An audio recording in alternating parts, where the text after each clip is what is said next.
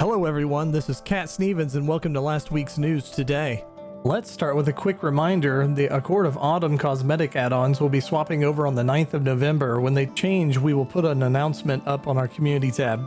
Well now, look at this cutie. Hope everyone had a fun Halloween. We got a little tease of this flesh golem mob on Monday. It would be horrifying to fight that thing surrounded by zombies. Then on Tuesday, the beginning of November, we have a new Autome Wallpaper. What is your favorite part of the fall season? Dira loves winter when it's not raining, and I just like how cold it is. The link for this is in the description below. On Wednesday, we got to look at this cute cosmetic duck mount from July 2021 cosmetic store pack. And another quick reminder for anyone that had questions that didn't get answered during the live stream. We'll link it in the description below so you can check out those answers from Vacnar. Now on to Fan Friday. Silras created some glorious corrupted crimson diamond dragon scale eggs. Say that 3 times fast. Why do you think a corrupted dragon would look like? And definitely throw some red crystals in there with a bit of a glow and some red energy lines running up the neck towards its mouth would be kind of cool. Finally, we got a bit of news from Steven earlier in the week in regards to the corruption system. First, if players are constantly harassing another player in a PvE environment by using abilities to draw aggro from another player who is engaging with monsters, this could be an actionable customer service ticket.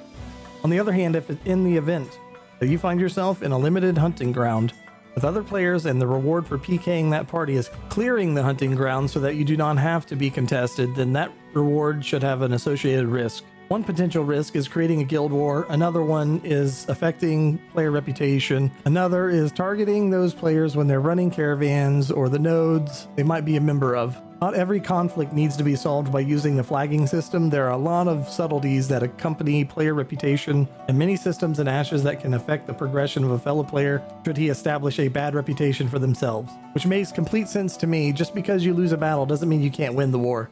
He also spoke about customer services. He said, I believe that so far in development, we have demonstrated the level of customer service and community engagement that will be on display after our live launch. You are right, however, in saying that many of these problems that can arise on the fringe of certain systems will require an active GM support team available to address problems that the user base encounters. And finally, we've got some great news from the 24-hour live stream. The community was able to get over $57,000 in donations for Rady Children's Hospital, which put them at number 9 on the leaderboards. That's so awesome, and I'm glad to be a part of a community that cares so much about others. There was a lot of shenanigans during the show that happened, and we got to see a non-exclusive train that was to be given to the top 2 donators for every 4-hour segment and top overall donations. They'll be able to be found in the game, but it will be rare. They were still going as of the making of this video, so we'll make a community post if there is any significant additions at the end of their stream. And so that's it. Thank you for hanging out, and I hope to see you all again real soon.